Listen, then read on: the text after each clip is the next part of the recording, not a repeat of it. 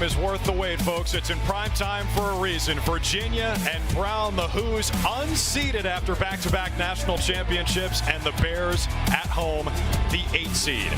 Fourth game in 4 days on this opening Saturday of the NCAA tournament. Maryland and Vermont will get the winner of this game. The Terps trying to cap off an undefeated season. The Ivy League remains perfect. They're 3-0. Princeton and Yale will match up on Long Island next week. Penn was the closest game for the Ivy League. They go to overtime. They needed to beat Richmond. They'll get the winner of Rutgers and Harvard. You've got those 3 games on the lower side of the bracket tomorrow on Sunday. And with that, we say hello and thanks for hanging out with us on this Saturday night alongside the Tewaaraton Award winner and the 2-time national champ Matt Ward. I'm Drew Carter, and Matt, we've been talking about this game and waiting for it for a while. Expectations through the roof tonight. Right. When the selection committee released the matchups, this was the one that I thought was the most closely matched from a competitive standpoint. These teams are very equal, very talented. It's going to be fun to watch. UVA carrying the flag for the ACC. Brown, one of 6 Ivy League teams in the dance. Ryan Augerman is a unanimous first-team All-Ivy Leaguer. And to me, the key for this Brown offense, because he's their best athlete. He can dodge and create all kinds of chaos for Virginia on the defensive side, making them slide. He is a full-rounded player. And then for Virginia, they've got to turn to Connor Schellenberger, the defending NCAA tournament MVP from last year. Early in the season, he played remarkable lacrosse. He's struggled as of late. Can he find his shooting touch here in the first round of the NCAA tournament? He had 5+ points in every game last year as Virginia went to its 2nd consecutive national championship. It's a new guy, though, between the pipes. Matt Nunes, a true freshman, had to replace a 2-time champ in Alex Rode, who could have come back. Lars Tiffany says he's turned that question mark into an exclamation mark. The ACC Freshman of the Year. And on the other side of this goalie matchup is the people's goalie. Terry Old, the All-Ivy Leaguer, saved more than 63% of the shots he faced in a 5-game win streak for Brown to earn the 1 seed in the Ivy League tournament and help them get to hosting a first-round game in the Big Dance. Buckle your seatbelts, folks. It's the best game of the first round, and Petey LaSalla wins the opening draw for UVA. This is a high-powered, potent offense for Virginia, averaging almost 16 goals a game, 3rd in the country. They've got tons of weapons, man. Yeah, they can come at you from the midfield. They can come from the attack. To me, though, the key for them is to play team offense, not a lot of one-on-one. Yes, maybe start and initiate with some pretty good dodges, but they need more hockey assists, and they do need individual efforts, in my opinion. Also lead the league in assists per game at over 9 a pop. UVA hasn't played in over 2 weeks. Remember, last year entering the tournament, they didn't play for 3 weeks. That layoff should pay dividends with a couple of injuries. Schellenberger turns and scores. Beats the people's goalie down low under a minute in, and Connor Schellenberger, Mr. May, strikes first for UVA. For Virginia, exactly what they wanted to see. Schellenberger, your best offensive player, going to his offhand, his left hand, and right here you can see it's a screen. The high to low shot gets Virginia on the board. 1 minute into this contest. Connor Schellenberger has now scored a point in all 33 career games in the orange and blue, and LaSalla is 2 for 2. He's a guy who was on both those teams in 19 and 21 that won the championship. He can create offense. Peyton Cormier, their leading goal scorer, on the backup. Schellenberger had it in his cross for a second, and it's a turnover.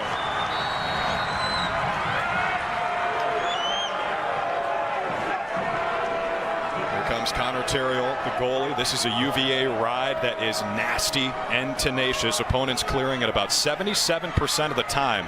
Best opponent rate in the conference, but Brown is 1 for 1 now.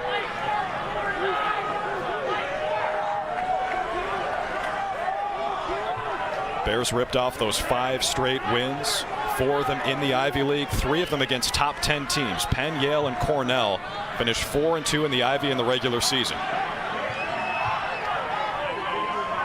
Lost in the opening round of the Ivy League tournament, though, here at Stevenson-Pinson's last week against Penn. First chance, Griffin King, 37 in white, is denied by Nunes. And a big save for Nunes there in the cage. I think he's struggled the last few times out for Virginia. Positioning's been a little bit off, but right there to get that first save on a high-quality shot a good sign for the freshman. Zogavin again likes to operate from up top.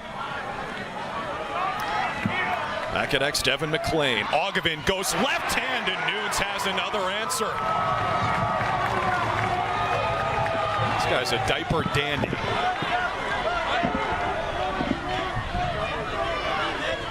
It's a conventional ride for Brown. They've got to clear it before the shot clock hits 60. And Jeff Connor, a true two-way midi, does the deed for UVA.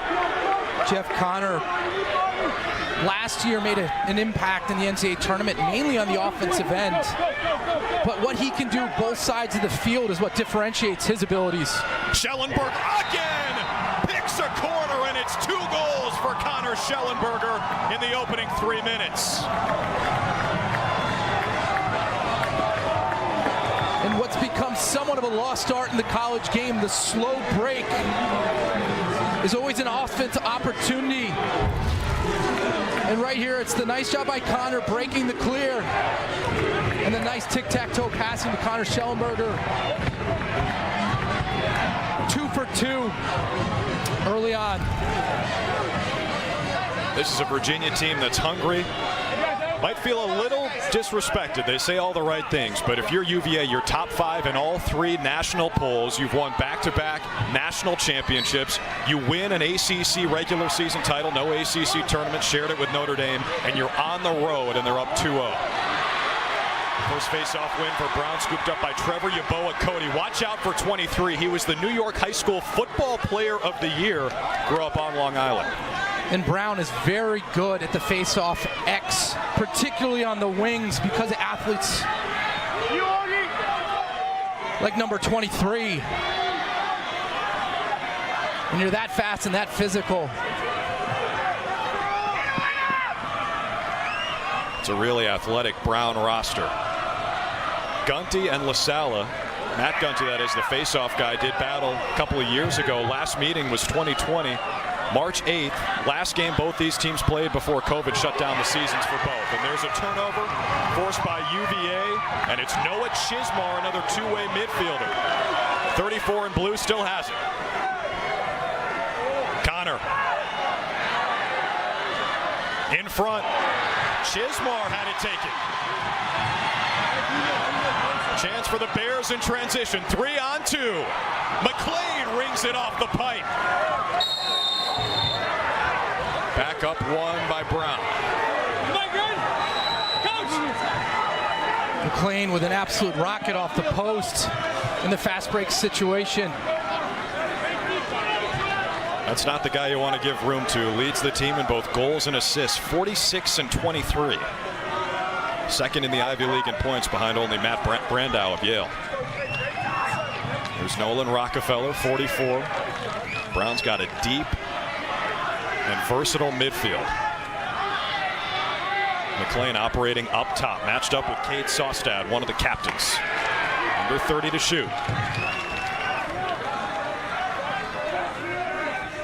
In front, McLean couldn't handle. Good pass from Reed Machete. Out of bounds. Cavaliers ball. 2 turnovers now against the Bears. A pretty good offense for Brown. Nice job kind of attacking the middle of the crease area. A little sloppy in execution. Cade Sostad breaking the 10-man ride with the attempt on Cage. Just misses. Connor Terriel playing with a little fire there. Watch out for 2-6. With it right now, Griffin Schutz, the freshman out of Trumbull, Connecticut. He is a Mack truck. #1 overall recruit coming into this year. 21 goals in his first year in Charlottesville. Here's Matt Moore. All-time leading scorer at UVA. Schellenberger has 2 already. Cormier goes low. Shot hit a Brown defender, scooped up by UVA, no reset. A tough break for Brown because that was going out of bounds. They would have been closest to the ball on the end line and would have had possession. Banged off the ankle of number 19, Ryan Behrens. Number 20 to shoot. And Brown takes it away. Grayson Wolfram on the scoop, and the Bears can run. Plenty of numbers for Brown. Wolfram right to the hole, and he shoots it wide, backed up by Brown. That was a 6-on-3 for the Brown offense. Got to get those shots on cage. Virginia very disciplined, slow to slide up the field. You have to make Nunes, the freshman, make that stop.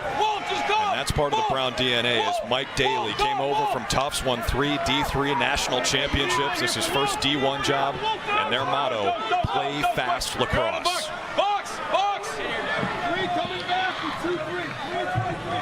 Part of this Brown offense was actually installed by the current UVA offensive coordinator, Sean Kerwin, who is a Tufts legend, the Jumbo's all-time leading goal scorer, was on the staff for Daly for a couple of years, came to Brown with Lars Tiffany, who brought him with him to Charlottesville. Yeah, that run and gun offensive style definitely pioneered at Tufts. And Coach Daly and Coach Kerwin have done a nice job. It's really changed the offensive sets and the offensive flows of games from a decade ago. Teams play a much faster pace of play and carefree lacrosse. Trevor Glavin right on the doorstep, denied by Nunes, who's standing on his head to start with a couple of saves. Glavin has been playing for Darian Cook, one of the top Brown attackmen who got injured earlier this year, and he's been awesome. But that was a save from Nunes. And this guy is a diaper dandy. Still no goals for the Bears. Both offenses creating solid scoring opportunities.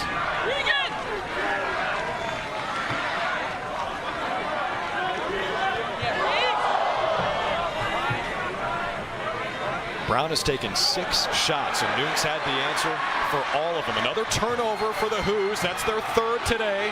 Bears clear it again. They've got numbers again.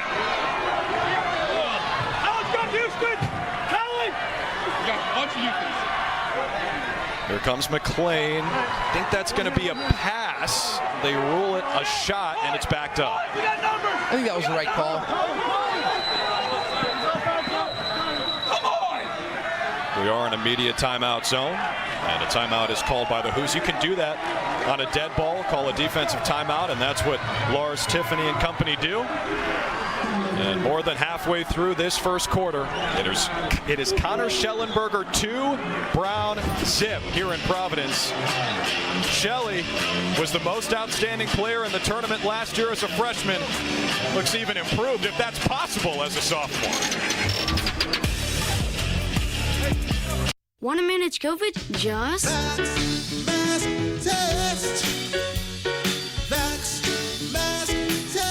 pay for with Pennsylvania taxpayer dollars. Let's put COVID to rest. Oh, love that Chevy Blazer. That's our next SUV. Love that Equinox. That's our next SUV. Nice Trailblazer. It was love at first sight.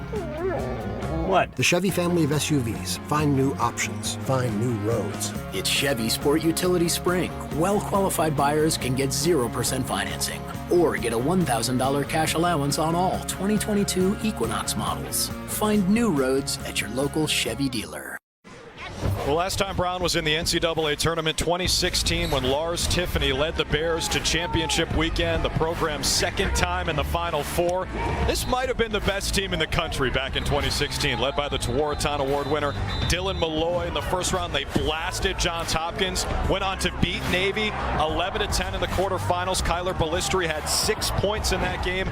Bears on to championship weekend. Malloy playing injured. They take Maryland to overtime. Yeah, Malloy playing with a broken foot. Was the best player in college lacrosse all season. Hurt himself in the last few minutes of a game they were up early in the first round against Johns Hopkins. What could have been if he had been healthy, but man, that was a talented team and a fun program to watch. Man, they were up and down the field, could play good goalies, good midfield. They were great. They had the best goalie in the country and Jack Kelly, a great face-off guy, and Will Garral. They had everything they needed to win it all. So Tiffany, after that run in 2016, leaves his alma mater, Brown, to take the Virginia job, and Mike Daly comes in his first D1 stop. He is a fascinating guy. Never played the sport himself. He's open about it. He's self-deprecating about it. Took over at 26 years old as the interim head coach at Tufts. Went on to win 3 D3 national championships, and now here he is, head man at Brown. Ryan Ogevin on the setup. Devin McLean finishes it off, and the Bears are on the board. This is why we highlighted Ogevin in the open. He is the creator of this offense, attacks the middle of the field. The nice pass to Devin McLean, Brown's leading scorer. The quick release to the far post. Brown's got to feel pretty comfortable right now on the offensive end. They're generating a lot of high-quality opportunities. Pushing in transition. Yes, they're down, but I would say right now they're dictating the tempo of play against the Cavaliers. They're out shooting him at 8-5, but Nunes was unbeatable until then. McLean has his 47th goal of the year. And here comes Bruno again after the face-off win by Matt Gunty. 48 and white, carried it in himself. And now Trevor Glavin will slow things down.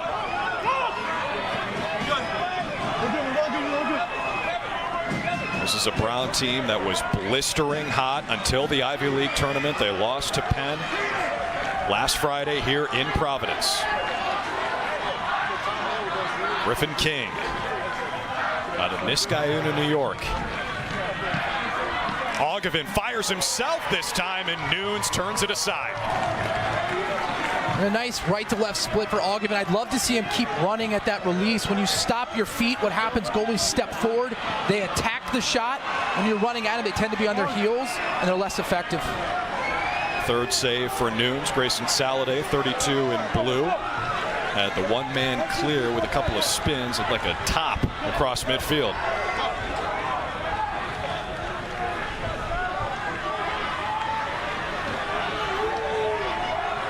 Top midfield line is back out there for UVA along with Connor Schellenberger. Number 1 has got 2 goals already. Cormier stopped by Terriel on the rebound. No dice for Schutz. Xander Dixon, who's got the slick hands, picks it up, sets up the offense again. Connor from a sharp angle rings it off the crossbar. What a backup for the Bears. And Grayson Wolfram, Superman. Back-to-back outstanding saves from Terriel. The big man stays high in the first release, and then a nice stop on the backhand. Schellenberger broke his stick. It was a double yard sale. The stick is actually okay, and here comes the clear from Brown. I don't think I've ever seen that before. Both players losing their sticks. That's why I thought he broke it. I saw 2 poles down there. That was Jack Kelly, 10 and white on the clear. Midfielder who scored a goal in 5 straight games for the Bears. Now Reed Machete, number 20, sends it high, stays here with Bruno.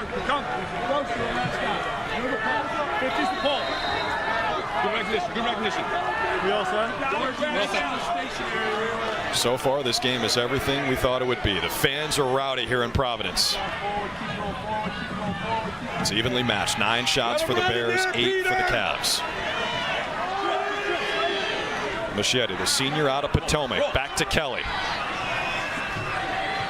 Plenty of space, and they pick a corner. Griffin King ties it at 2.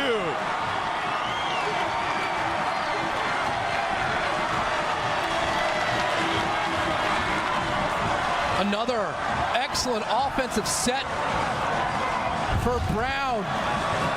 Right here, just again, a nice job getting Virginia scramble. And King does a nice job stepping away, creating space. With his strong left hand, the high-to-high near side shot. Nunes didn't cover his post. Part of that because King got it out of his stick so quickly, but something to keep an eye on. Nunes has struggled with his positioning in the cage here late in the season. Griffin King has now scored a goal in 7 straight games for Brown. Again, it's the wings who are going to decide the face-off.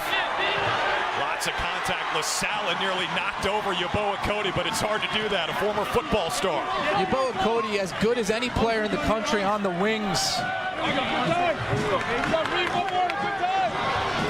Petey LaSalle for Virginia has to win the clamps to himself, because otherwise on the 50-50 ground balls, it is an advantage for Brown.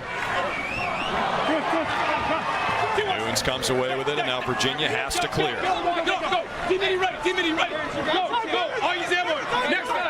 Terriot remains between the pipes. No 10-man ride for Bruno this time.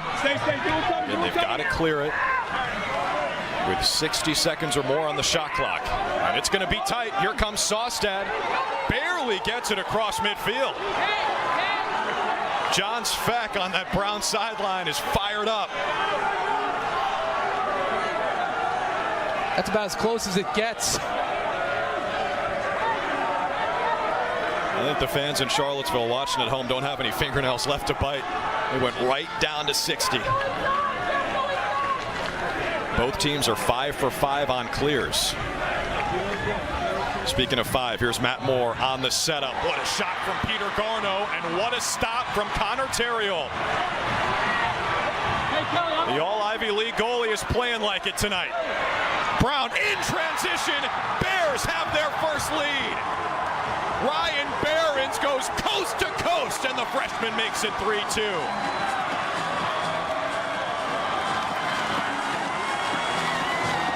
From one end to the other, Terriot, Brown's outstanding keeper, with a picture-perfect save in the cage, and then gets it up in transition.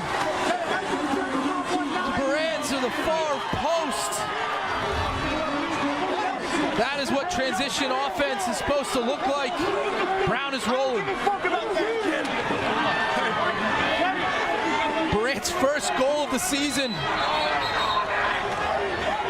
First of his career, the true freshman out of West Islip, New York. What a moment. Welcome to the big show, young fella. Petey LaSalle can score himself, and UVA responds about 10 seconds later. This guy is not a Fogo. He's a face-off, stay out there, and score his 8th goal of the season. That's a two-pointer in the PLL, right? And that's your face-off man, Petey LaSalle. After the violation, pushes it in transition. Brown slow to engage. And let's look at the positioning here of the shot. It's to the offside, hip side on the post. He has had some monumental goals in his career, particularly in the tournament. He is instant offense for the Cavaliers. 4 goals separate the third for Bruno and the third for UVA. We're deadlocked again at 3. Both these guys are not going to come off the field at the face-off X. LaSalle blasted by Yeboah Cody, returning the favor, and it's Bears ball. And Brown on the ground balls at the face-off. Get Colin! Colin!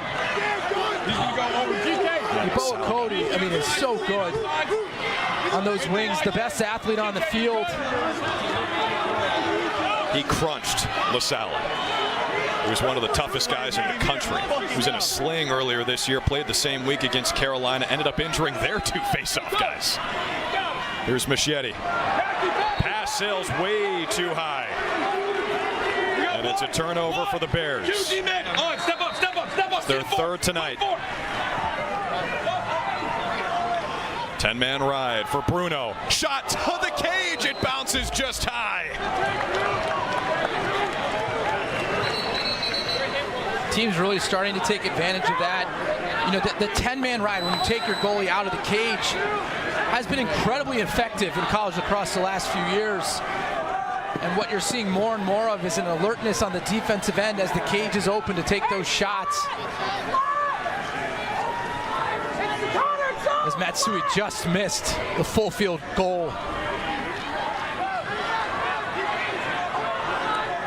Moore drew the double team, set up, shots up top. Here is Connor Schellenberger, who scored the first 2 tonight. Moore, no-look feed in front. Dixon had it denied by Terriot.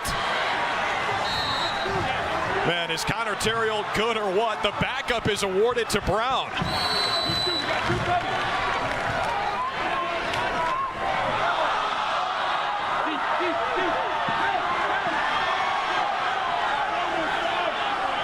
Virginia riding hard, and Brown with the clear.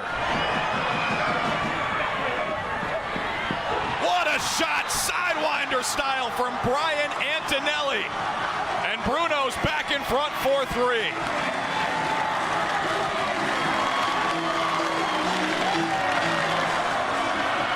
How smooth was that release from Antonelli? The nice job stepping up the field, creating angle, the low to high release to the far post. Again, it's this step up the field that makes this a possibility, and you're going to get a great look at it here. Look at the net open up to the far post. How smooth.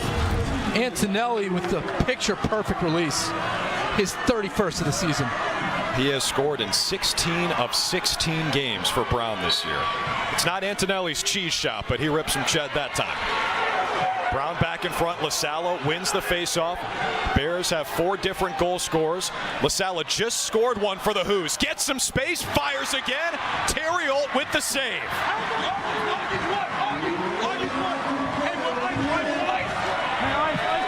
Third save tonight for the sophomore out of Mount Herman, Mass.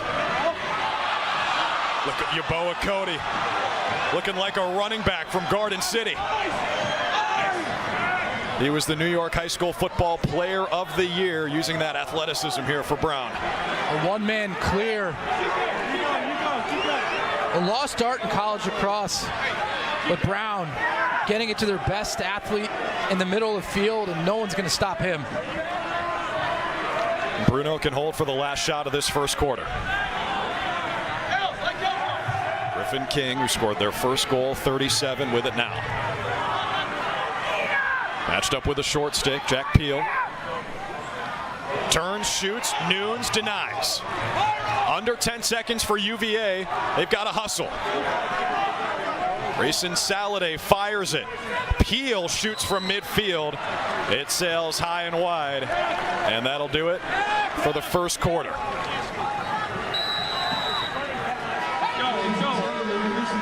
Strap in, folks.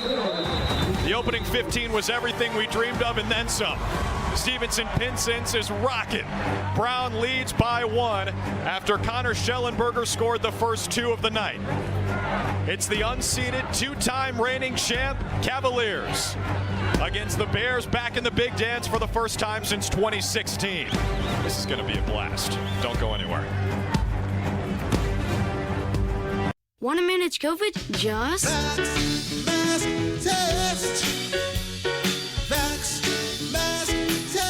pay for Pennsylvania taxpayer dollars. Let's put COVID to rest. Caparo Jewelers wants to buy your unwanted valuables. Jewelry, watches, gemstones, diamonds, coins, and more. We're buying at Caparo Jewelers Hidden Treasures Buying Event for 3 days only. We're flying in expert appraisers to give you money on the spot. Meet the appraisers May 16th through 18th to find out what your items are worth. It's 3 days only, so don't wait. Caparo Jewelers, come see what everyone is talking about. They're trying to suck the guy in. Want to manage COVID? Just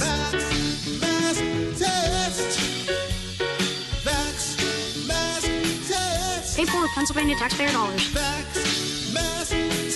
Let's put COVID to rest. Oh, love that Chevy Blazer. That's our next SUV. Love that Equinox. That's our next SUV. Nice Trailblazer. It was love at first sight. What? The Chevy family of SUVs. Find new options. Find new roads. It's Chevy Sport Utility Spring. Well-qualified buyers can get 0% financing or get a $1,000 cash allowance on all 2022 Equinox models. Find new roads at your local Chevy dealer. Winner of this one gets the winner of Maryland and Vermont. That's the first game tomorrow. How about this for a reward for the Terps? You might be watching this tonight thinking, really? We're undefeated, top team in the country by a mile, and we've got to play one of these two in the second round in Columbus? Yeah, that's a tough break for Maryland. I'm sure they weren't particularly excited, but they're also extremely confident. That is a team playing at an elite level. Lars Tiffany is the epicenter of tonight's game. These two programs inextricably linked. Dom Starsia is a guy who was at Brown, then at Virginia. Lars Tiffany says Dom Starsia is the reason he's in coaching. Tiffany played at Brown in the late 80s, early 90s, came back to his alma mater in 06, spent a decade with the Bears, led them to championship weekend in 2016, and says he only would have left for one of two jobs. Syracuse, he's from Lafayette, right out of central New York, and Virginia was the other one. It was a hard decision, an emotionally charged decision, but Tiffany went to Charlottesville. I'd say it's worked out for him. Back-to-back national championships. Yeah, he's done a great job.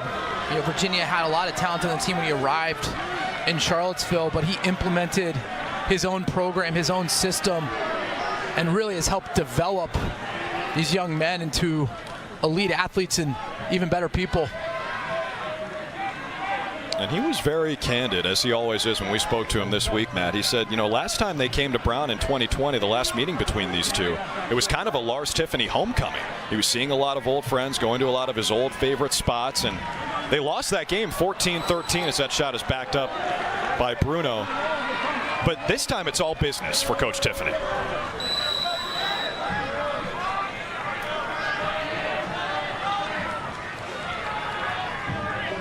Machete right to the hole. He's in the crease. And it's UVA ball. Turnover against Brown. Thought it might have been a foul against the Who's, but it's their ball. We got two. We got third guy coming. Virginia was trying to sneak up the field, and the refs were having none of it. Virginia with the clear. Matt Moore with the catch like a wide receiver. In the second quarter, something's got to give. UVA has scored 70 goals in the second quarter this year in 14 games. It's their highest scoring stanza. Meanwhile, Brown is plus 20 in the second quarter across this season. Bears also 6-0 when leading after one. This is a Cavs team that was called the Cardiac Cavs by some back in 2019. Every game they played was close. Moore has been quiet, draws the double team, still trying to get the shot off, but the 5'7" Terriot reaches up to stab it. Hey, you gotta let our guys stop. You gotta let our guys stop. Both teams perfect on clears, and Brown stays that way. Here's George Pike, another two-way midi.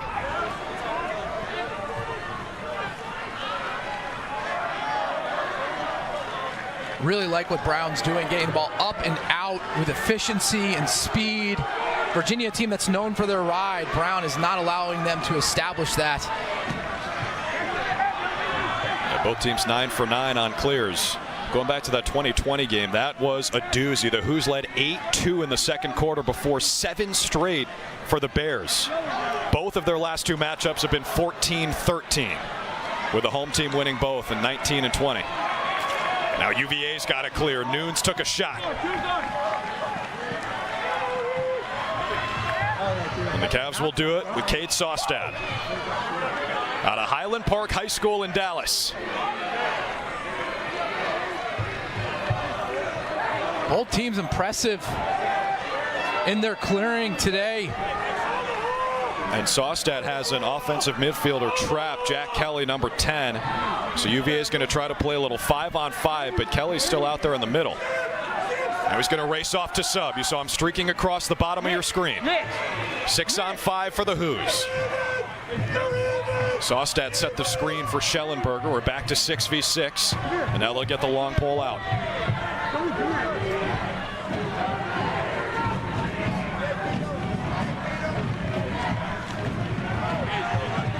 Moore operating from X. The two quarterback system for UVA along with Schellenberger.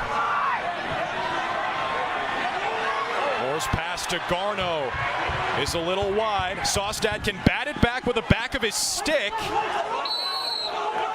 What's the ruling here? It's either an offside or over and back. Either way, it's going Brown's way.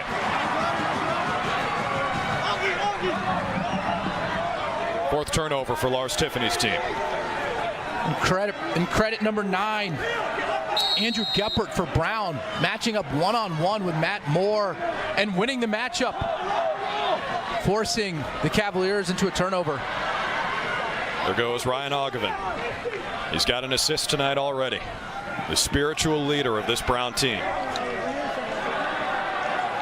I mean, the athleticism of Brown is apparent. This is a big, fast, physical team.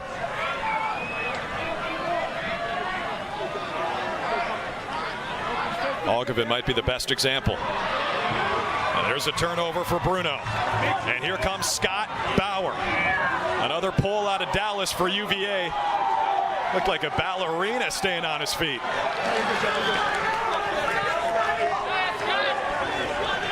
I'd like to see Virginia get Connor Schellenberger back involved. I feel he hasn't really touched the ball since the first 2 possessions. And I imagine they're going to do what we call a big little with Jeff Connor, number 4, behind the cage. I'd imagine with Schellenberger. Why do they call it a big little, Matt? Typically, you have one long stick and you pair them up with the other offensive player being guarded by a short stick and try to get that advantage off the pick so you can get a Matt Moore, Connor Schellenberger, and Ogilvin, whoever it may be, your best offensive player in an advantage position. Connor with space. And the shot is just wide. No reset, back up with 30 seconds. And Moore will trigger. Number 5 in Navy, earlier this week drafted 4th overall by Archers LC to the PLL. Schellenberger around the crease, and that's a hat trick for the sophomore. What can't this kid do? We're tied again. I'm looking forward to seeing this replay. Is Connor Schellenberger able to stay out of the crease? Right here, it's the face dodge with nowhere to run. To me, it looks like the ball is in the back of the net and he's not diving at the goal mouth. A great individual effort for the reigning most outstanding player of the NCAA tournament. He is such a well-rounded player, Matt, and for the folks at home, if you're maybe new to the sport, the crease dive is a rule that feels like it goes back and forth every year. You are allowed to land in the crease after the ball enters the net. You're not allowed to land in the goal mouth right around the goalie. Schellenberger did well to stay just outside of that inside line, and it's his 3rd goal tonight, and Virginia has tied it again.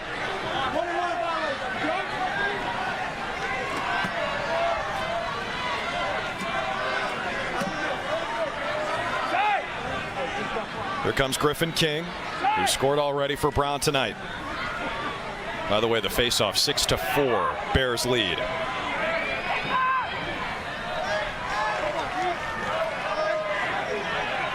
Machietti, number 20, who's got multiple points in 6 straight games, sets up King. He's got the short stick on him, Grayson Saladay. And now Devin McLean, one-on-one against Cade Sawstad.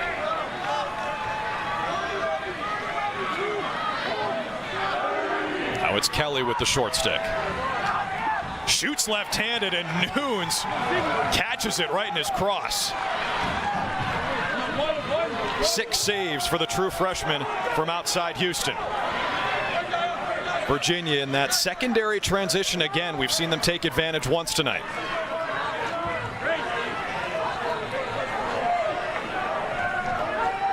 .34 combined shots midway through the second quarter. 29 combined in the first quarter. This is back and forth, up and down action.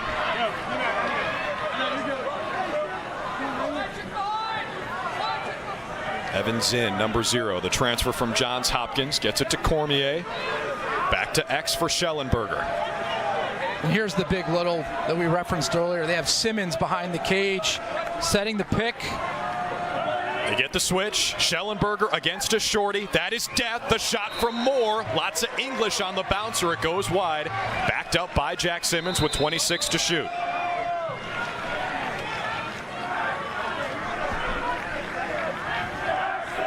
Now you have Matt Moore for Virginia matched up with a short stick. He's got him hung up in front of the goal too. Zinn scoops, shoots. Moore again with the backup. 12 to go for UVA. Plenty of time for this offense. Now that was a broken stick. Zinn breaking a stick in half on the follow through. In front, Cormier. He's a Canadian box player. He's got the softest hands maybe in the ACC, and he scores his first tonight to make it 5-4 Hoos. Virginia, more than any team in the country, can execute at the end of the shot clock because of players like Connor Schellenberger and Matt Moore. Right here, Schellenberger off the end line finds his favorite target, Peyton Cormier. Their leading goal scorer gets his 44th of the season. The big man with the incredibly soft hands, very low angle and the patience, gets the Cavaliers up 5-4 in a back and forth affair in Providence.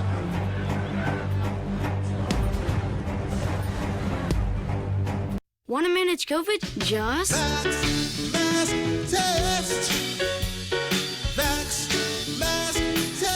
pay for with Pennsylvania taxpayer dollars. Let's put COVID to rest. Oh, love that Chevy Blazer. That's our next SUV. Love that Equinox. That's our next SUV. Nice Trailblazer. It was love at first sight. What? The Chevy family of SUVs. Find new options. Find new roads. It's Chevy Sport Utility Spring. Well-qualified buyers can get 0% financing or get a $1,000 cash allowance on all 2022 Equinox models. Find new roads at your local Chevy dealer. So far here in Providence, it's been the Connor Schellenberger show. The redshirt sophomore doing it all. Individual efforts here, walking the tightrope to get Virginia the 5-4 lead. What a special talent he is. At 24 points in that 4-game run through the Big Dance last year, 5+ in all 4 games. One of 5 finalists for the Tewaaraton Award this year. Just add it to that trophy case in Charlottesville. Went to St. Anne's, Belfield, nearby UVA, and this guy is spectacular. Reigning most outstanding player in the NCAA tournament.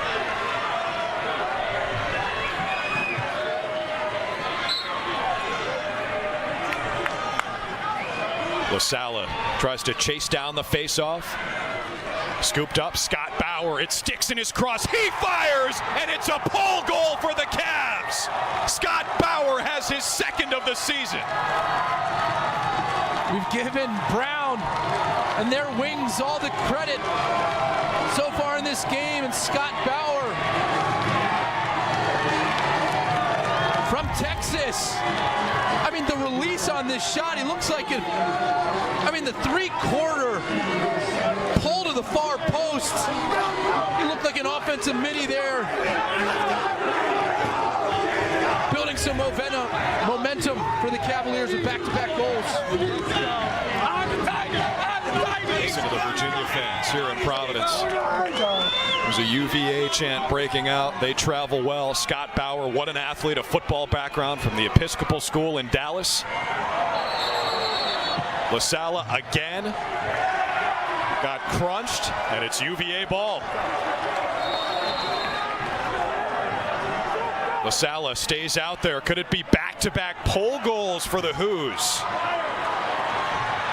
And now here comes Brown. McLean's shot goes just high. It was Mitchell Whalen, 43, and Navy on the other side, trying to score again for Virginia. And it's something both these programs have to focus on. They love the up-tempo, fast pace of play. But you also have to avoid the careless mistakes, and they typically both do a good job of that. Right there, I think Whalen probably should have pulled that out and maintained possession. Machete matched up with Jeff Connor, 4 in Navy. Again, the two-way midi. Going to be tested here. Griffin King turns, shoots wide. Backed up by Devin McLean. The 5'11 junior out of Westfield, New Jersey, who has scored multiple goals in 7 straight, 29 in white. Here's Griffin King, who's been busy. Got the short stick, Noah Chismar on him. Glavin shoots and scores. Trevor Glavin is on the board, and Brown is back within 1.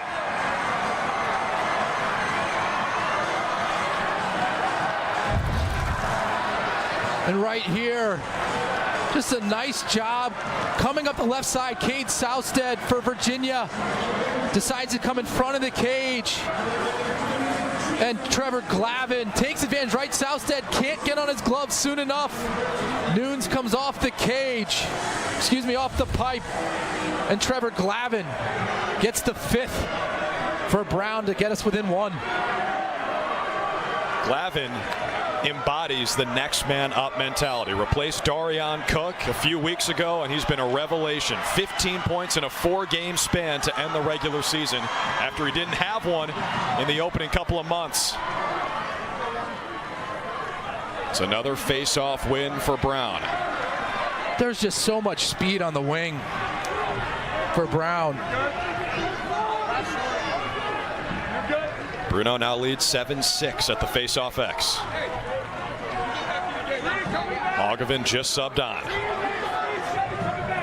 Long runway for the unanimous first-team All-Ivy Leaguer with space. He shoots and buries it, and we're tied at 6s in Providence.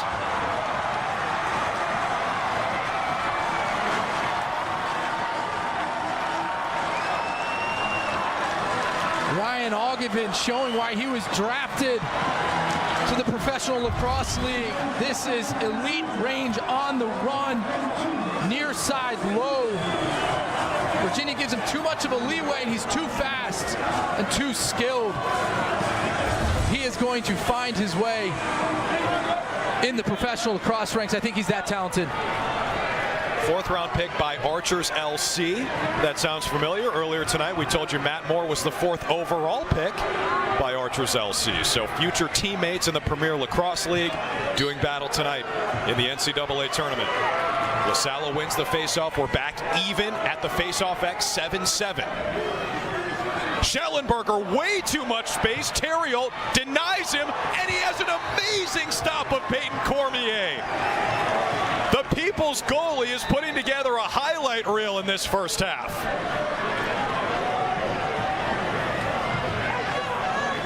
I'm exhausted watching this game. Both teams up and down.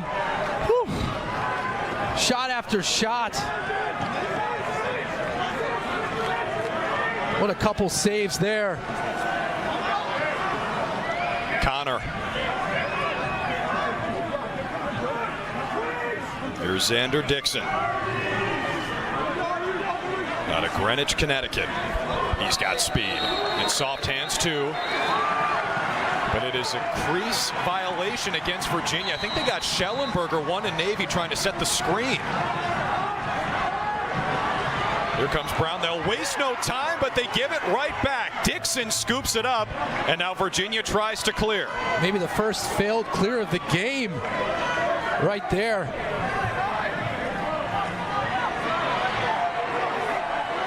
It's 49 Jack Peel, who has scored a couple goals this year, but he gets it off to Matt Moore, who will reset. And you're right, partner, that is the first failed clear. UVA's 12 of 12. Brown is 11 of 12. I watched all the games today.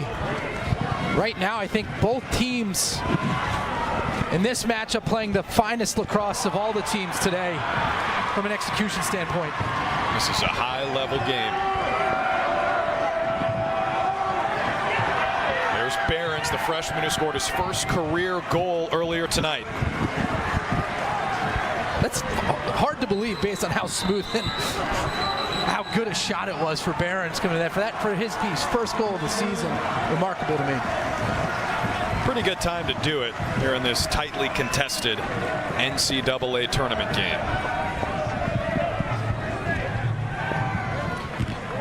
Well, folks, NCAA men's lacrosse coverage continues next weekend with the quarterfinals. The action begins on Saturday, May 21st at noon Eastern on ESPNU.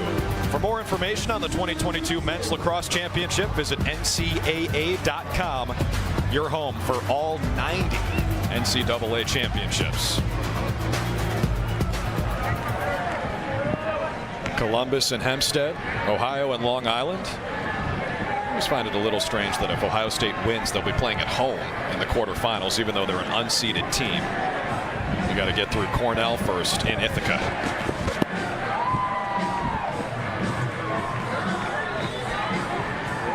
Both teams in their huddles trying to figure out how to stop one another on the offensive end. If it wasn't for great goaltending on both sides, we're probably in the double digits for both teams at this point in time. Yeah, 23 shots for Virginia, 21 for Brown. What a crowd here at Stevenson-Pinson's. You know, everyone knew this game was going to be rowdy, including Lars Tiffany. You might have heard about this earlier in the week, but he brought about 40 UVA students to practice this week in Charlottesville and had them chirp their own players to try to get them ready for what they'd face tonight in Providence. And there were some good chirps in there, including at the expense of the coach himself. Someone said, if you were such a good coach, you could have won a national championship at Brown.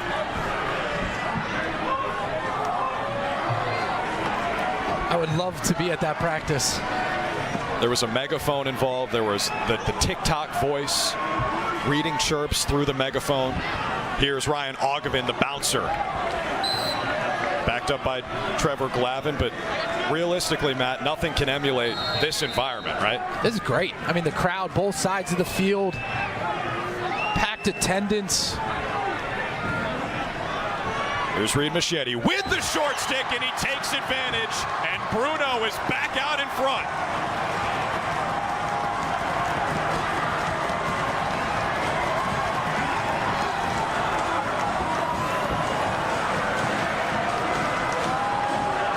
Reed Machete is a big body. The senior nets his 13th of the season right here again. Doesn't need a lot of separation. And we're going to see the release, the high to high to the far post. Just enough pace to get it past Matt Nunes in the cage. Senior out of Potomac, Maryland, goes 6'4", 220, and Brown has scored 3 straight goals to retake the lead after Virginia scored the first 3 of this second quarter. Again, it's a battle of wings, but there's Petey LaSala, 5'7", 185, a guy who squats 500 plus, who wins the faceoff for UVA. Here comes Connor on the setup. Cormier doesn't need a whole lot of space on the angle. We're tied again.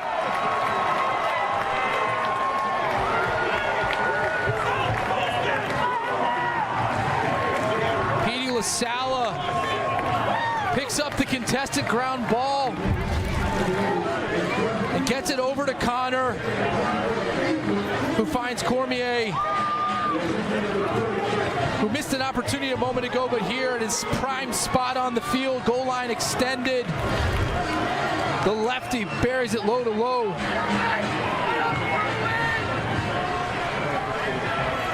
You having fun yet? What a matchup. Both teams came to play. Matt Gunty, 48 in white, hit the deck, selling out to try to win this face-off, and it's tracked down by Matt Moore, of all people. Came back from his attack spot. 5 in Navy scoops it up for UVA.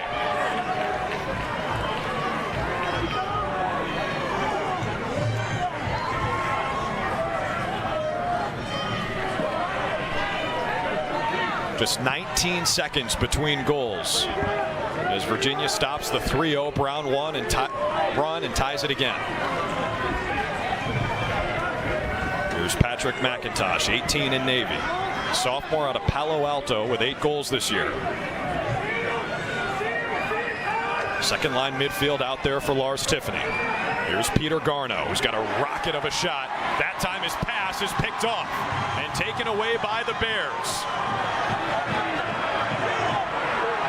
Pass to McLean, high and wide. Colin Hart, 39 in white, was a one-man clear. Virginia lucky so far in their transition defense, right? I mean, that's probably the 6th or 7th fast break that Brown has generated without a goal. They're being patient, they're being slow to slide, but you can only give this Brown team so many opportunities. They're going to start to make you pay. They're too good of shooters and too fast. Augevin tries to corral right in front of his own bench. You see that athleticism as he keeps his footing. We approach 2 minutes in this first half.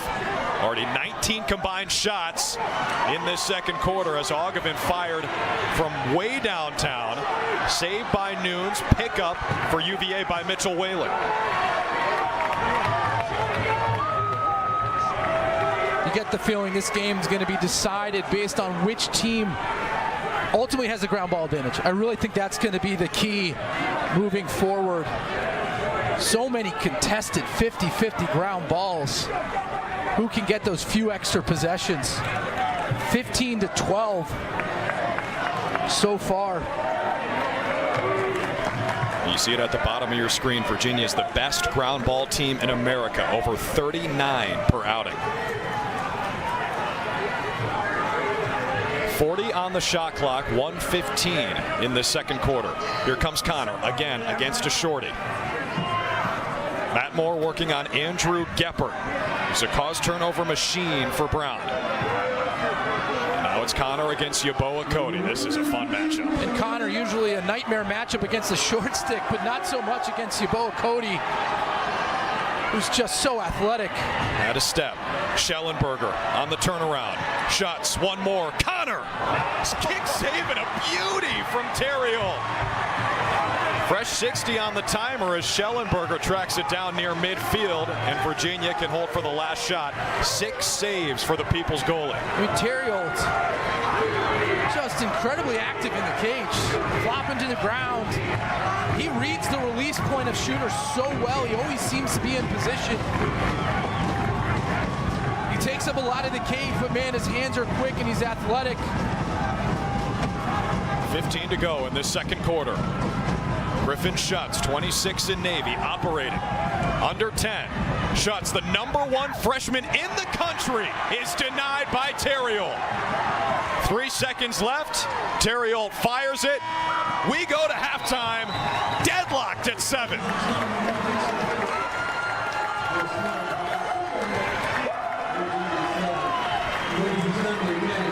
Pretty good game, right, Matt? Unbelievable. Terriol making an impact here on that last possession with 2 phenomenal saves. The first on Connor and that one on Schutz. What a half from the goaltender. What a half from these two teams. The eyes of the lacrosse world are on Providence, Rhode Island tonight. It's the 4th game of 4 on this opening Saturday of the NCAA tournament, and what a first half we saw. We're tied at 7. Don't go anywhere. Coming up at halftime, we've got highlights from the first 3 games of the day, breaking down who's moving on to the quarterfinals. Virginia and Brown. Get your popcorn ready for the second half.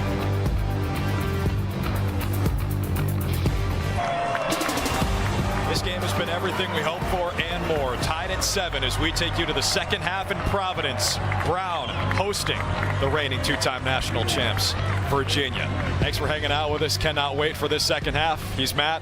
I'm Drew. And Matt, in a game with 14 combined goals and 2 of the best offenses in the country, you might be thinking, really, these guys are going to highlight the goalies, but they have been outstanding. Yeah, I mean, without them, we're in the double digits already, and both have played at an elite level, starting with Brown's goalie, Connor Terriol. He has been phenomenal in the cage. He is a big body. Right here, you're going to see the back-to-back saves. The first on Cormier, and then on Griffin Schutz. Here on P.D. LaSalle, showing his athleticism, going low. He just reads the release points at such a high level, and the foot save from the big man keeps Virginia off the scorecard. And then right here, Matt Nunes, the ACC Freshman of the Year, has been big in cage, stopping all the ones he's supposed to and pushing in transition. Virginia with no failed clears in the first half. Credit to him by making those saves, catching them clean, and getting the ball out for Virginia, push in transition. I love this goalie matchup, Matt, because you've got 2 guys who have to replace legends. Matt Nunes has to replace Alex Road, who could have come back for another year. He's won back-to-back national championships. He moves on. Matt Nunes, a true freshman, steps in for him. On the other side, Connor Terriol, the last 8 years of Brown goalies, 2 4-year starters. Jack Kelly, who was the best goalie in the country in 2016 when they went to championship weekend. Then Phil Goss, a 3-time All-American. Now it's a new era, and that man right there, the people's goalie, might try to do the same thing and start at least 3 years in a Brown uniform. Second half is underway. The face-off X has been dead even, just like the entire first half was. Petey LaSalla for UVA, Matt Gunty for Brown. Let's see if we've got a violation or a push maybe. And that's going to be Brown ball. What'd you see there, partner?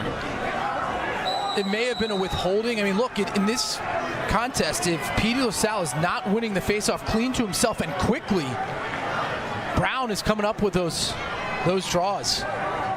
You'd be hard-pressed to find a team with better wings than Brown. I haven't seen any. Here's Ryan Ogevin. Plenty of speed. He can shoot on the run and through contact. Nunes has the stop, and it rolls to Jeff Connor. And here come the Who's on the break. Potential 5-on-3. Ogevin right on Connor's heels. In front, Connor Schellenberger buries his 4th of the evening. And UVA is out in front again. This all starts with the freshman Matt Nunes in the cage. We highlighted him for a reason. That's his best save of the contest. He gets it up, and then it's Connor who finds Schellenberger on the near side. I mean, he may be below the goal line extended. One quick fake. And off Terry Olt's head. Gets his 4th of the night. Right off the dome of the People's goalie. Jeff Connor to Connor Schellenberger, 4 goals tonight and 4 lead changes. Already 1 pull goal for UVA tonight, make it 2. Ben Ware, the sophomore D-man, has a 2-goal lead for the Who's. That's their 3rd goal in transition. Ware, who is their starting long stick coming into the season, has battled injuries. And right here we're going to see LaSalle, we talked about, win the face-off to himself quickly. Is when they're at their best, and then he does a nice job pushing in transition. And Parker, number 8, finds the long stick midi. Number 45, Ben Ware, gets his 2nd goal of the season. They had high expectations for him. Comes up big here in the first round of the NCAA tournament. Matt, Virginia's at its most dangerous when they're playing make it, take it. 9 seconds between those goals, and LaSalle wins another faceoff. Gets fancy trying to pass it back to Cole Kastner, and it's scooped up by the true freshman Nunes. The Who's are plus 29 this year in the 3rd quarter, their best margin of any frame.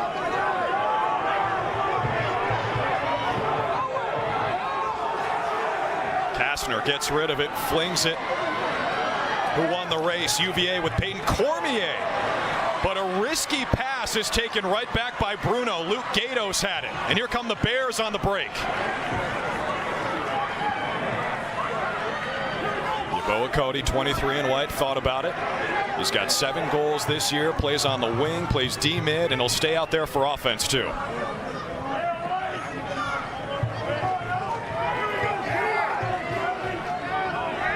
Really, Virginia's first. I'll say that's a failed clear. Yes, they got possession, but it was lucky, and they didn't maintain the ball for a scoring opportunity. A sloppy pay by Peyton Cormier.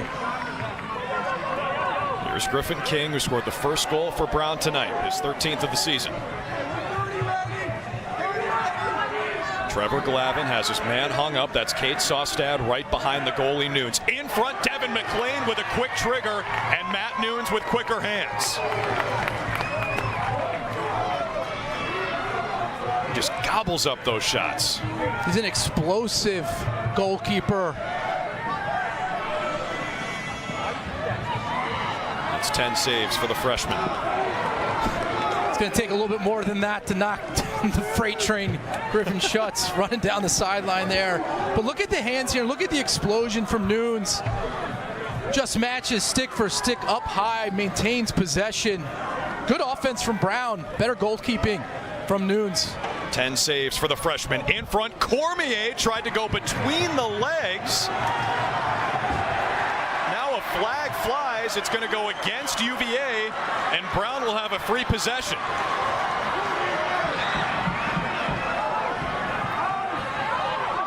Barron's 19 in white. Rico Raldt had scored his first career goal earlier tonight. If I'm Coach Tiffany, I'm probably having a conversation with Peyton Cormier. Back-to-back careless plays. I think the flag might be against him too. I think it was. He's got such soft hands out of Oakville, Ontario. Looked like he might have been able to finish that without going between the legs. Reed Machete, great ball movement from Brown. It doesn't matter against Matt Nunes as he turns aside Trevor Glavin. 11 saves tonight. But now Brown will go to the extra man.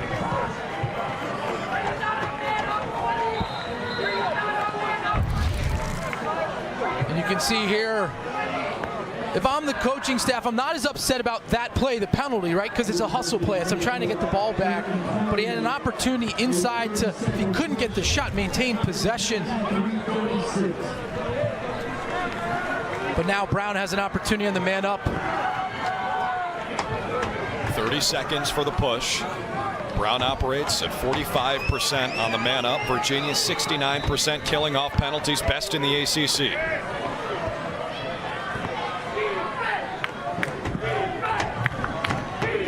Keep an eye on number 37, Griffin King, the lefty, with an absolute launcher from the outside. Now Ogilvin on his best spot of the field on the upper right. Brown doing a nice job moving in and out of their set, making this Virginia defense move. Man up expires. Last chance for Brown in front. Ball was poked away from Brian Antonelli. Weyer had it for a moment, scooped up by UVA. 44, Jake Giulieri was in there on the man down.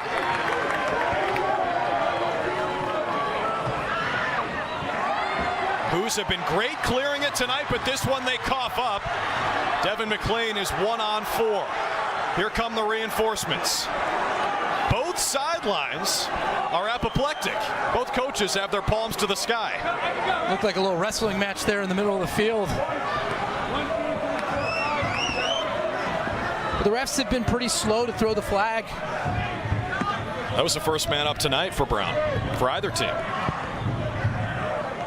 Glavin working on the short stick. Grayson Saladay, 32. Here's King, also with a shorty. In front, Glavin turns, shoots, Nunes stops him. And he vacuums it up.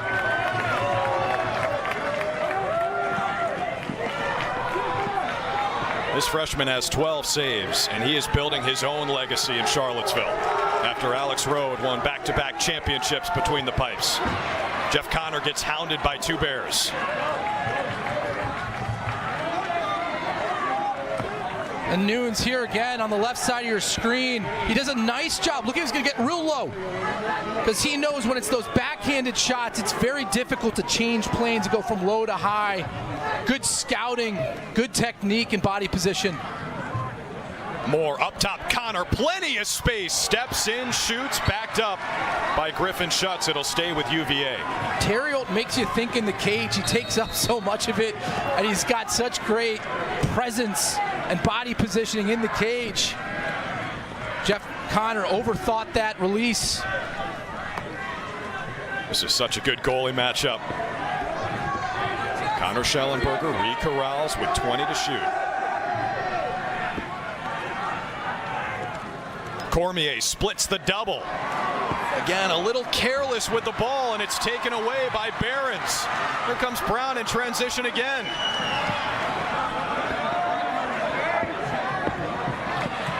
Adrian Enschel has a pull goal for Brown. If you've got a long stick on this field tonight, you are invited to score. And Go Bruno's back within one.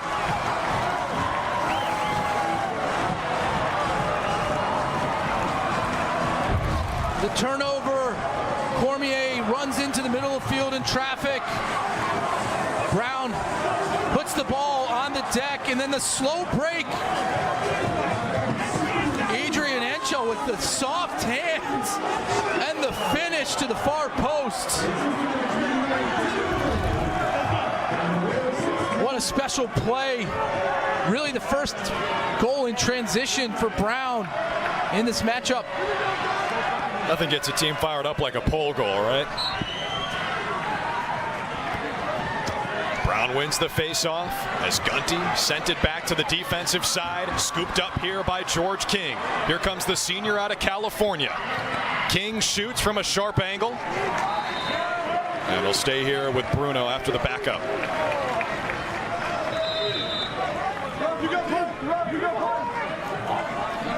Bears have scored 8 goals from 8 different players. Here's Ogden. He's one of them. 2-man game. Nolan Rockefeller strikes oil, and we're tied again. Virginia is upset at the substitution box.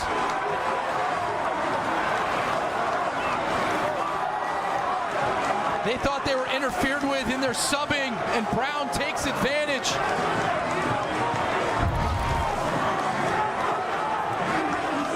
Again, it takes perfect placement to get it past Nunes in the cage. And Rockefeller up to task. Love that release high to mid-hip level in the near post, offside on Nunes. Tied once again at 9. 6th tie of the game. 27 seconds between goals for Bruno. And now 9 different goal scorers. Matt, did you see what Lars Tiffany and his staff was talking about? I did not see what happened, but I know that they were upset that they thought they had the right of way to get their sub on the field when Brown was running someone off. I don't know who it prevented from Virginia getting on the field, but that's where that slow break opportunity happened for Brown. And we've got some new viewers of the sport here in the NCAA tournament. The subs are live, just like in hockey, and the sub game is a huge part of strategy. And if you've got a two-way midfielder, which are kind of a thing of the past, it gives you a huge advantage. Schellenberger on the setup. Patrick McIntosh's shot was just wide, and it's scooped up by Terriol.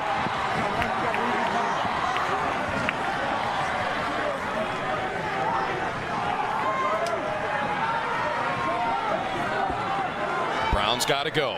Need to clear it before 60 on the shot clock. They've got 5 seconds to do it. Ogden goes back into the defensive side, connects with his man, Luke Gatos, the long pole. Trevor Glavin lost his stick on the yard sale from Kastner.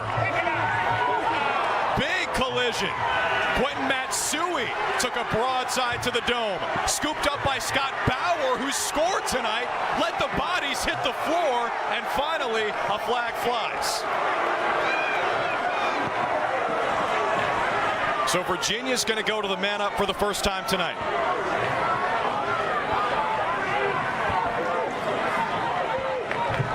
These teams are competing as if every ground ball is the last of the game.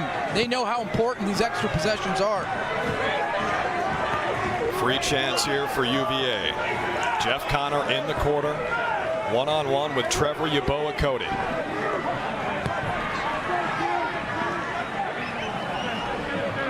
They use the screen to get Schellenberger matched up with the short stick. But again, Yeboah-Cody, not your typical shorty. Schellenberger's pass is taken away by Andrew Geppert, who forces more turnovers than anyone else on this Brown team. But now let's check on the penalty. Number 10, push, 30 seconds. It's Peter Buchanan making the call. Right here you can see the push. A similar play to the penalty that Cormier had. When you engage a player from behind, he even really didn't extend his hands, but when they go to the ground, the officials will throw the flag every time. All right, this will be fun to watch. Brown's man-down defense is the best in the country. 75% of the time they kill off the penalty. UVA operates at 50% on the man-up. Something's got to give. In front, it's Xander Dixon, who puts the Who's back out in front.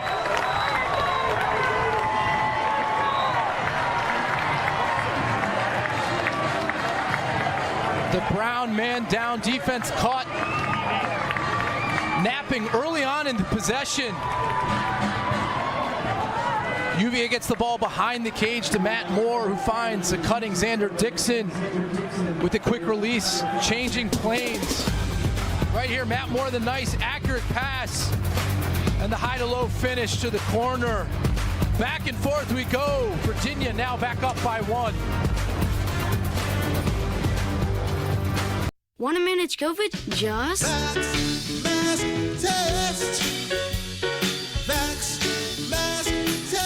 pay for with Pennsylvania taxpayer dollars. Let's put COVID to rest. Oh, love that Chevy Blazer. That's our next SUV. Love that Equinox. That's our next SUV. Nice Trailblazer. It was love at first sight. What? The Chevy family of SUVs. Find new options. Find new roads. It's Chevy Sport Utility Spring. Well-qualified buyers can get 0% financing or get a $1,000 cash allowance on all 2022 Equinox models. Find new roads at your local Chevy dealer. They are chanting UVA here in Providence. The Who's have won back-to-back championships on the road against Brown. They lead by 1. Let's check out the bracket. The winner of Maryland-Vermont gets the winner of this one. Whew. If the Terps can survive against Vermont, that'll be a blast to watch next week in Columbus. You see the 2 Ivy Leaguers in the bottom half of the upper bracket. Both won. Brown trying to make it a perfect Saturday in the Ivy League and go 4-0 on this opening day of the NCAA tournament. What a coaching matchup we have here. Mike Daly replaced Lars Tiffany in Providence. Tiffany spent a decade at his alma mater, played for Brown from 86 to 90. Daly, on the other hand, didn't play. He was a 2-sport star at Tufts, football, a wide receiver, and a center fielder in baseball. Started coaching the sport right after school, and here he is 2.5 decades later at the helm of one of the premier programs in the premier leagues in the sport. Petey LaSala, it's knocked down by Matt Gunty, no flag. Face-off is tracked down by Bruno. Again, those wings are all over the place. But they give it right away. And talking about Coach Daly, right? Like, hard to say that there's a perfect hire out there. But he's pretty close. I mean, he ran, basically Brown was running his system prior. That pass is way over the head of Matt Moore, and he's limping. Matt Moore is limping near the Brown bench. He's a guy who struggled with a hamstring injury all season, but he's back on the ride. It's a turnover against UVA. Did he step on a ball on the sideline? I don't know, but he's been injured all year, and now he's got it back in his cross. Sets up Schellenberger. Shot whistles wide. And Moore on the backup doesn't get the nod. In lacrosse, it's whoever's closest to the ball when the shot goes out of bounds, and it looked like 5 in Navy was that guy, but it's Brown ball. Get Ryan Ogden. One man clear, lowers the shoulder, knocks over Saladay. This place is going to go nuts if they can get on the board here. Machete lost it. Taken away by Virginia. Saustad had it, number 11. Here come the Who's. Connor, one-on-one. Gets the hands free and shoots it wide. And now Connor Schellenberger will take a deep breath and reset the offense for UVA. And Connor now, number 4 for Virginia, looks like he's hurt as well. He's limping, but it seems to be able to stick it out there. He's another guy who missed a month earlier this year. These Virginia guys are warriors. Schellenberger has also been dealing with injury this year. 15 days between games. No ACC tournament. Moore on the pickup. Tried to connect with Cormier. It whistles high and outside. Turnover against the Who's. Virginia playing a little more sloppy here in the second half. This is a Virginia team that really hasn't played a close game, right? And their losses outside the Richmond one against Duke and against Maryland, down by big numbers. Their wins have all been pretty comfortable. Coach Tiffany has to be concerned about that. That's a skill that you learn in their national championship runs in 19 and 21. A lot of close games, a lot of comebacks. And remember, Matt, this Virginia team, yes, they scored 20-plus goals in each of their last 3 regular season games, but they played Quinnipiac, a 4-10 Syracuse team, and Lafayette. and then no ACC tournament. They haven't been tested since on the road at Duke in mid-April. 30 to shoot for the Bears. Here comes Nolan Rockefeller, who scored the 9th goal for Bruno. Backed up by Trevor Glavin with 19 to fire. Nolan Rockefeller, the great-great-grandson of one John Rockefeller.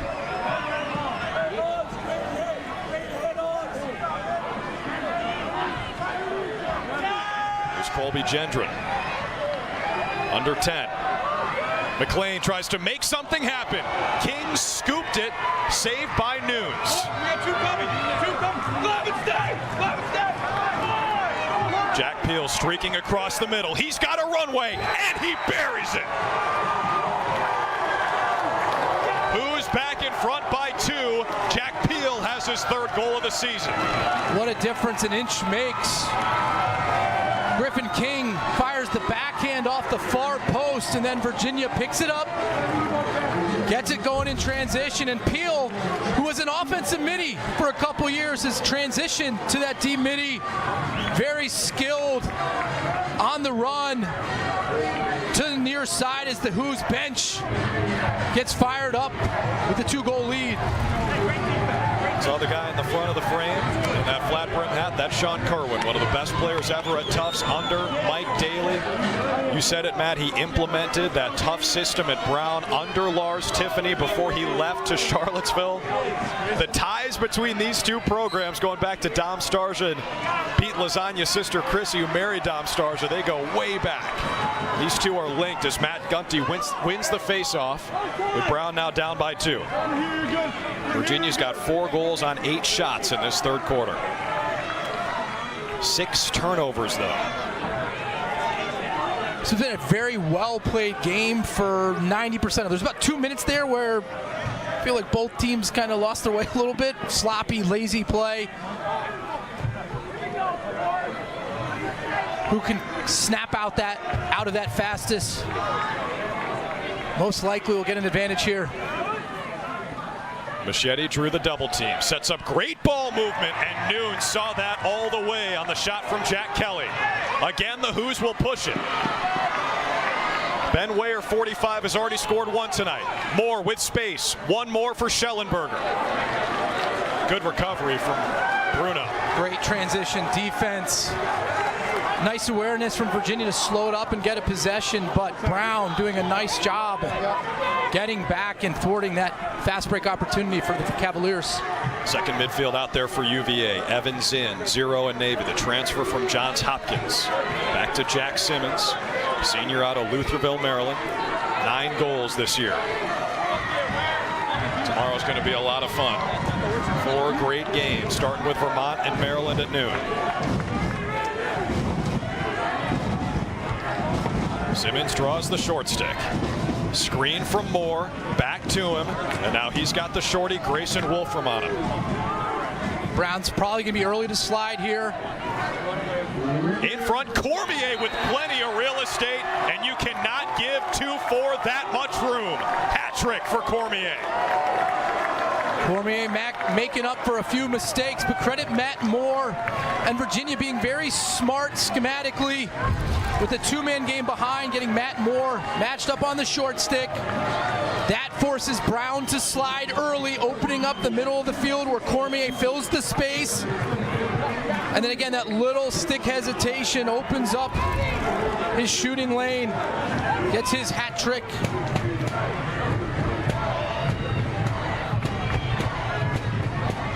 Lars Tiffany describes him as shoots first, asks questions later. Cormier has his 46th of the year as LaSala tumbles down. There's a flag. Finally, Petey LaSala's been taking a beating today. Petey LaSala was just gripping his back, and now it's like, you know what? No one's guarding me. I'm going to try to get a step-down shot here. It is tough, but he's unbelievable. He's such a grinder. The only kid stronger than him on the field may be Yeboah Cody. For Brown, though, in the back, but man, he can deliver a blow. So Virginia's going to hold for the last shot here. They also have a flag down. They'll go to the extra man to start the fourth quarter, assuming they hold for one. And so if I'm Virginia here, I wait till like 3 seconds before I take a shot or score right away. What do I know? Matt Moore says, I'm not wasting any time. The grad student is on the board with a goal, and Virginia has its largest lead tonight. My thinking was you wait till 3 seconds or so to take a shot, and then you get to hold the ball. Is wiped out. No face-off. The goal But Matt Moore saw the opportunity. Off the quick split up the front of the field. Comes near side.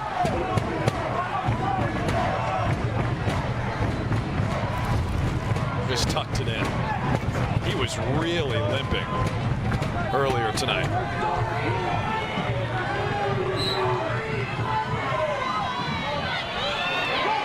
Ten seconds left in this third quarter. Picked up by Jack Peel. Pass is a little too tall for the 6'3" Scott Bauer, and now he looks to be walking gingerly. It's a 4-0 run for the Who's. That was dangerous for Matt Nunes. And that'll do it for the third quarter. The Who's are 11-0 when leading after 3 quarters. It has been a knock 'em out, drag 'em out kind of game in Providence. 2 heavyweights going toe-to-toe. Brown's got to claw its way out of a hole in the fourth. 149, 229, 249, 199, 50% off. That'll be $47.88. I'm not a math major, I just love groceries. Unbelievable prices. Don't miss deals. Get them with your ShopRite Price Plus card. Caparo Jewelers wants to buy your unwanted valuables. Jewelry, watches, gemstones, diamonds, coins, and more. We're buying at Caparo Jewelers Hidden Treasures Buying Event for 3 days only. We're flying in expert appraisers to give you money on the spot. Meet the appraisers May 16th through 18th to find out what your items are worth. It's 3 days only, so don't wait. Caparo Jewelers, come see what everyone is talking about. We are set up for arguably the greatest season of professional lacrosse history. Together for 48 minutes. North will finish and beat them.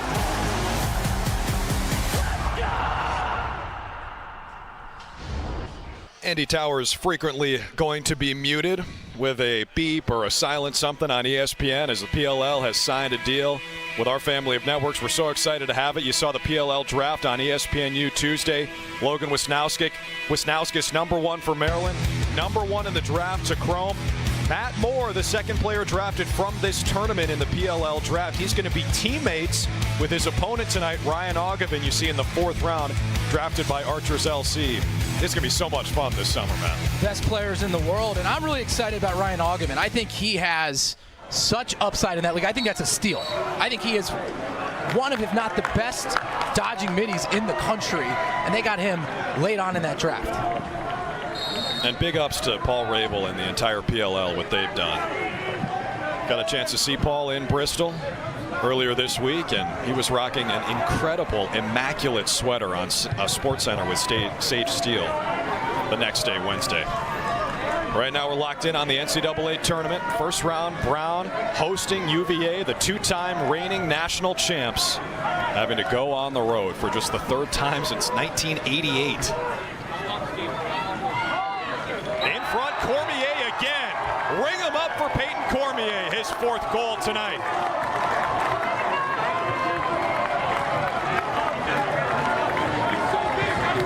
Virginia gets Brown caught up in front of the cage.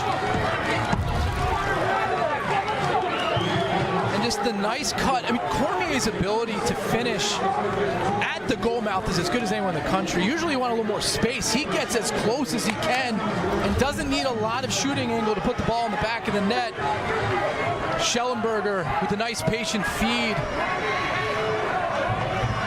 to give Virginia its most commanding lead. This game was tied at 9 in the third quarter. 5 straight for UVA, and again, make it, take it. Petey LaSalle wins the faceoff, and he can play offense. This game is changing on its axis because Petey LaSalle is starting to dominate at the X. But again, this is a Brown team. When you have a game at this pace, back and forth, game of runs, I see this coming down to the wire. I really do.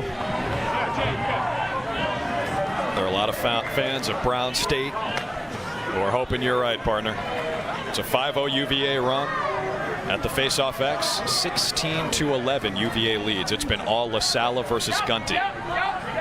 Here's Schellenberger.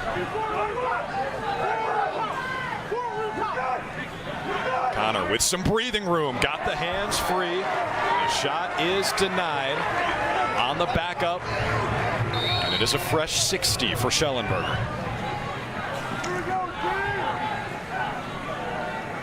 Connor, what a feed.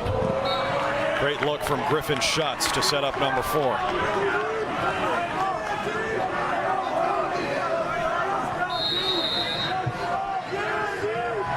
And now it is Schutz, 26 in Navy, the freshman out of Connecticut with a step. And the save by Terry Holt.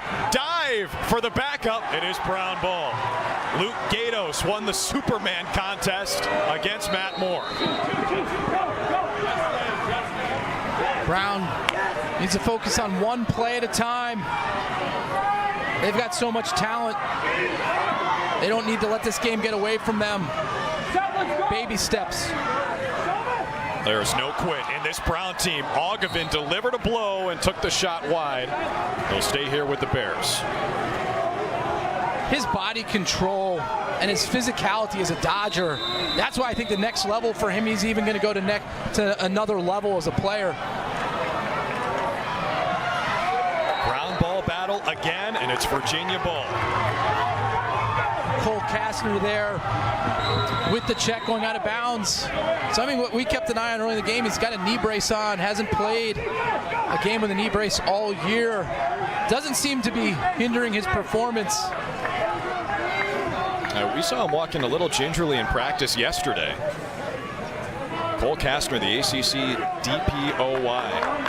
First one for UVA since Mark Kuntz back in 2002, right before you showed up in Charlottesville. Mark Kuntz out of Upper Arlington in Ohio. There have got to be a lot of proud UVA alums watching this team. We've got 5 or 6 of their best players dealing with injuries. We've seen Matt Moore limping tonight.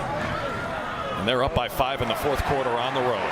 There's a turnover, though. The Hoos have been a little sloppy in the second half.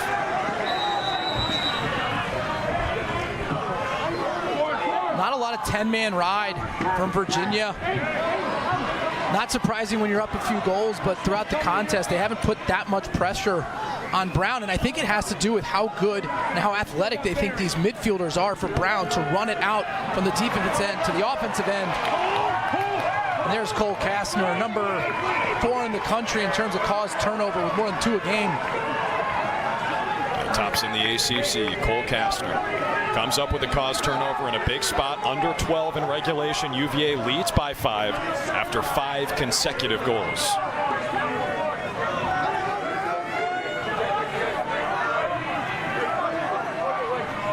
Here at Virginia, I think you go to your knowns, right? I think Matt Moore and Connor Schellenberger should probably touch the ball every possession, particularly because they don't turn the ball over that much, right? I mean, you have 2 of these really athletic, great creators that are smart with the ball, right? And so let them dictate pace of play with a 5-goal lead.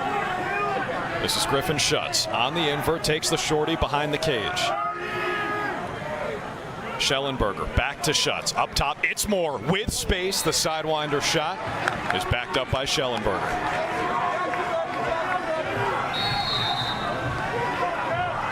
Got to start watching the clock if you're a Brown fan. 11 to play, down by 5. Moore, fake the shot, takes the lefty bouncer. And with 15 to shoot, it'll stay here.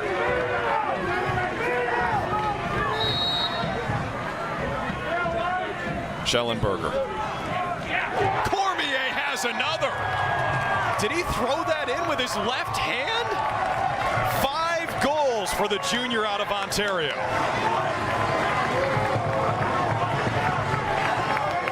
Mentioned it earlier in the matchup. Virginia, with their two players, end of shot clock, they don't care because they can actually win their matchups off the end line.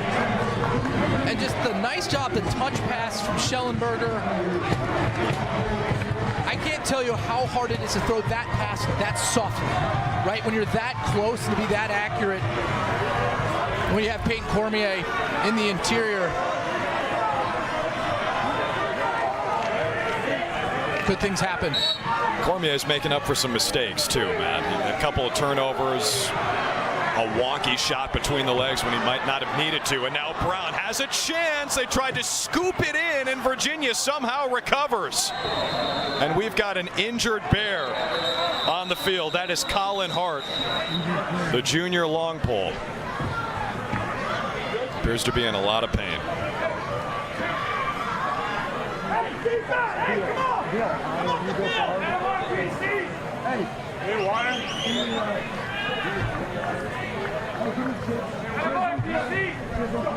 Mike Daly, the head coach, goes out to check on Colin Hart. Let's go, Mike. Let's go. Let's go. We're going to take a look here. You saw the knee buckle. 39 in white. Quentin Matsui's stick is in there. Watch it again. I think it's that right knee of Colin Hart.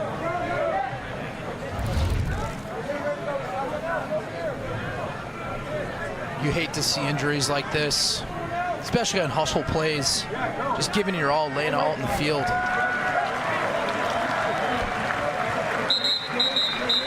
Colin Hart gets a round of applause, and rightfully so. These guys are putting their bodies on the line.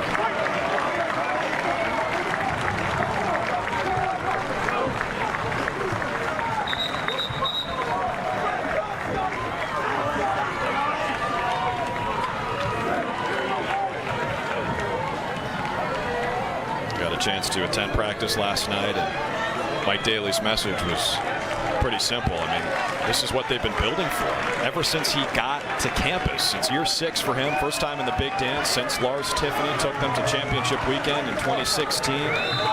He said if they don't put on a full effort Saturday night, what will the point have been of all that work? And you can see the camaraderie on this unit. Now Virginia has to clear. Evan Zinn had it poked away, and it stays with the Hoos out of bounds off the Bears. And Brown is in a 10-man ride. Terry Olt for them out of the cage. UVA's got to clear it before that shot clock hits 60. They do it with 5 seconds to spare. UVA, by the way, is 22-0 all time in tournament games when they score 15+ goals. Peyton Cormier just scored number 15 for the Hoos. He's got his 4th 5-goal game of the season. 24 in Navy. Under 10 to play here at Stevenson-Pinson's.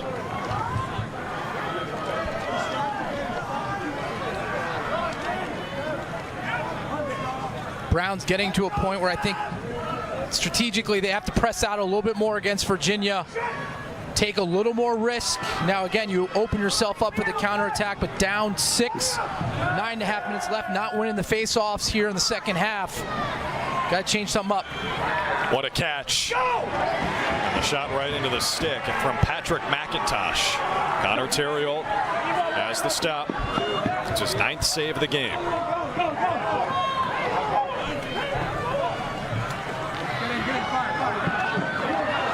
Brown's got to go. Grayson Wolf from 7, the defensive midfielder. Gets it off to the attackman, Devin McLean.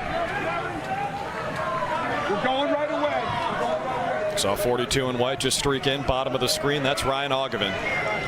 Gotta think he'll be the catalyst for Brown if they can make this comeback. Here comes Jack Kelly.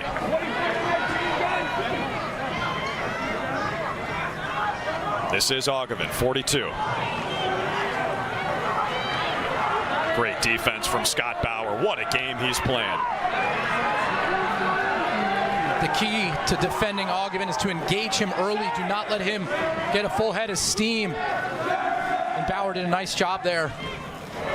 McLean forced that shot. Easy money for Matt Nunes.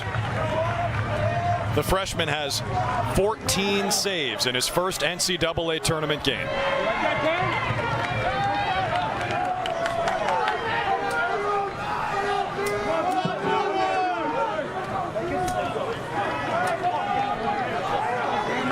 Matt, I know UVA has played a lot of impressive tournament games the last 3 years.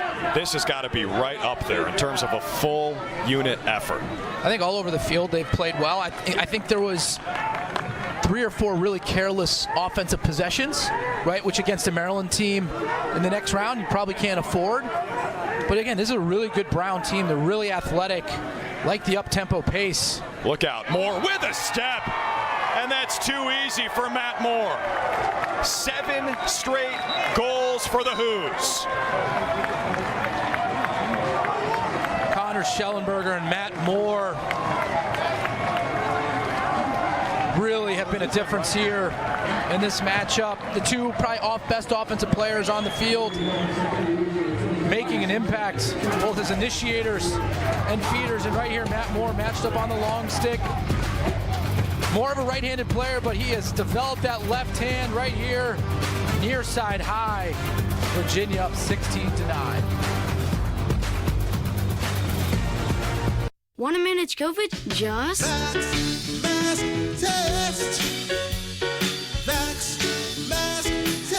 pay for Pennsylvania taxpayer dollars. Let's put COVID to rest. Caparo Jewelers wants to buy your unwanted valuables. Jewelry, watches, gemstones, diamonds, coins, and more. We're buying at Caparo Jewelers Hidden Treasures Buying Event for 3 days only. We're flying in expert appraisers to give you money on the spot. Meet the appraisers May 16th through 18th to find out what your items are worth. It's 3 days only, so don't wait. Caparo Jewelers, come see what everyone is talking about.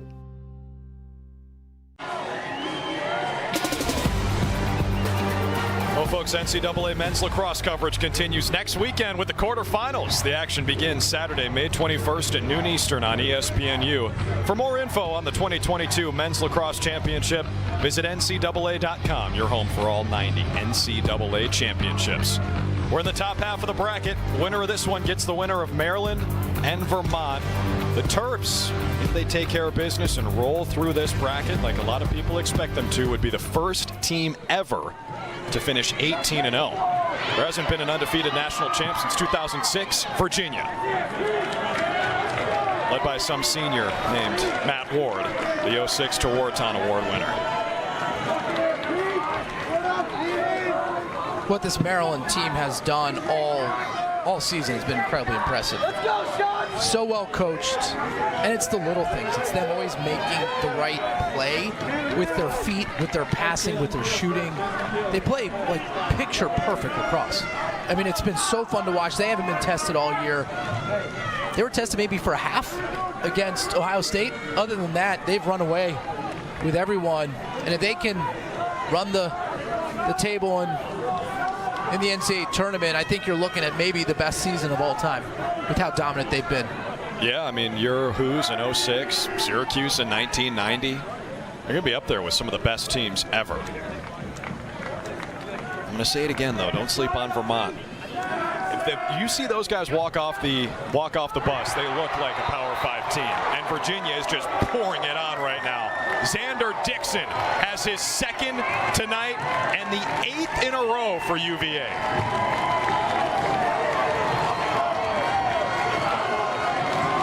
Connor Schellenberger picking up where he left off last year. The nice pass, the nice footwork from Xander Dixon. And to me, his release is as pretty as it gets, particularly for this UVA team. I love watching him shoot more than anyone else, especially inside. His ability to be so fluid with his hands and change planes, low to high. They call him the Slim Reaper. He's got maybe the slickest hands in college lacrosse. Dixon, by the way, shoots 43% this year. He doesn't take bad shots. He's smooth. This game was tied at 9 in the third quarter. 8 in a row for UVA, trying to pick up its first win away from Charlottesville in a first-round game since 1998, when they beat Hobart in Amherst, Massachusetts.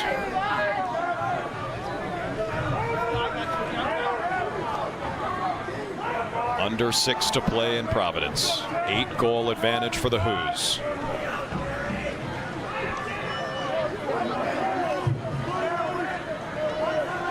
Winding that clock a little bit as Dixon shows off the stamina, getting the steps in.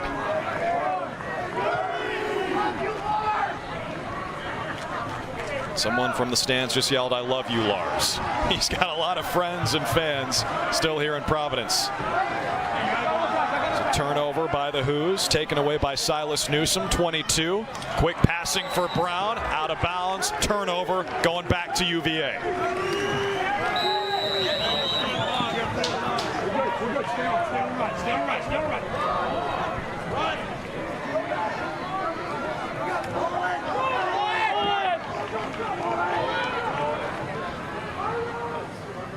Nunes with the pass, and Dixon looked like a shortstop with a bad hop.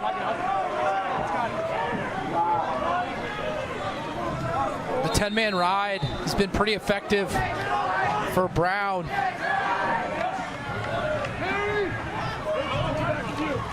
Connor Terriol with the pass finds Tyler Behrens in stride, scored his first career goal earlier tonight. Under 5 to play.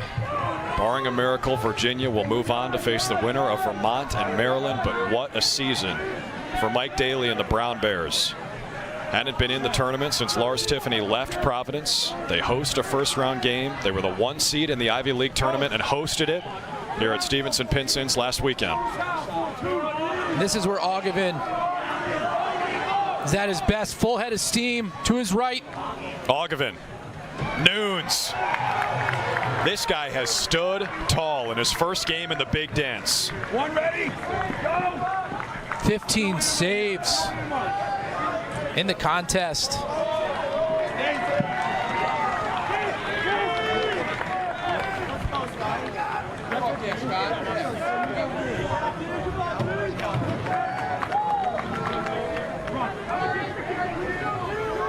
All right, Matt, I think it's fair to start looking ahead to it. How do you think Virginia matches up with those Terps?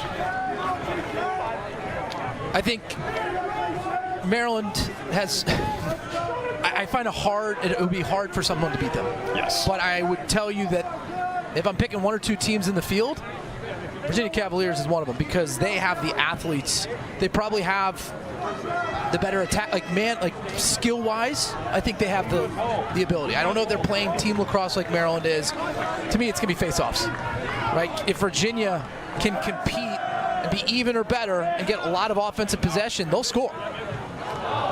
It's just Maryland is so persistent and so good, and they face off well. Their D-middies, the best in the country. 3 of them drafted in the PLL draft, right? I mean, they have athletes all over the field, and that, to me, is the biggest advantage they have on the field is their defensive midi group. They're just so loaded. And that was the matchup in the championship game last year. Maryland has been in the title game 6 times in a decade under John Tillman. They've only won once. This year, it seems like they are ready to just burst through that wall. Last one for Silas. Mark. Virginia and Maryland did match up earlier this year in D.C. mid-March. Terps dominated 23-12. That shot is off iron from Brian Antonelli.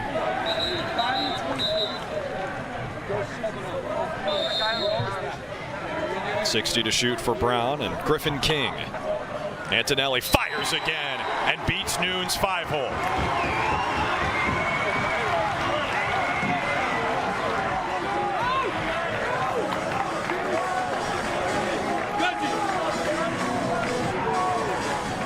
Antonelli does a nice job showing near side. His last shot was low to high off the post. This time changes it up, goes low to low near side. Just not enough possession though for Brown in the second half. Virginia had the ball what was seemingly the entire time on the offensive end. Matt, they went over 20 minutes of game time without scoring. That's their first goal since 8:08 of the third quarter. Virginia wins another draw. That's Gable Braun out there, number 40 in Navy. Gable Braun had a little more success against Maryland in the first matchup. Right, so getting him out there, getting him some experience. He's been battling an injury or illness as well this season. LaSalle was 20 for 31 tonight. ACC chant breaks out here in Providence. Virginia fans supporting the league. I think that's highlighting Notre Dame being left out of the tournament. And Duke, maybe. Duke had a couple bad losses. Notre Dame didn't lose to anyone that was bad. And they gave Maryland its best game of the season. And they made some changes. It's a different team than early in the season. Being ranked 4th in the country and not in the tournament. I think they have to. I think you have to look at that. And again, I know the Ivy League had such an amazing year. The fact that they were all so close and they kind of beat one another really allowed them to get 6 in the tournament. But I called the Duke Notre Dame game. Unfortunately, they're out of the tournament, in my opinion. Those are two of the best teams in terms of upside, right? I mean, if you're thinking of everyone's playing at their best, Duke and Notre Dame are probably both in the top 5, right? Along with Virginia, top 5 or top 10. You can split hairs there, but I think the ACC chant just broke out tonight because the ACC had one team in the dance for the first time since 1975. The debate all year was, were they going to get 2 teams in, because that would have been basically unprecedented as Nunes has another save. Remember, all 5 teams made it last year. 3 of them went to championship weekend, and Virginia won it all. The problem's not going away either. I mean, college lacrosse is getting too deep, too many good programs with 18 spots and 10 AQs. Teams that can win the national championship are going to be left out. And that's going to happen to the ACC. It's going to happen to the Ivy Leagues. It's going to happen to the Big East. It's just, there's too many good players. But to some degree, the eye test, I think, was missed. It's got to matter. It's got to matter. And I know you don't want to be subjective. Well, I'll tell you who passed the eye test tonight. Virginia. The champs are still sitting on the throne, folks. The Who's go on the road and put it on Brown in the first round.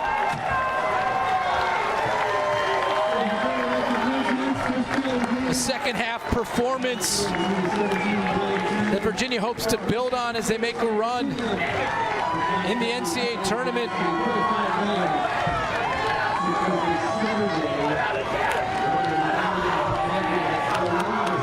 Virginia has won 9 consecutive NCAA tournament games. They're off to the quarterfinals to face the winner of Vermont and Maryland.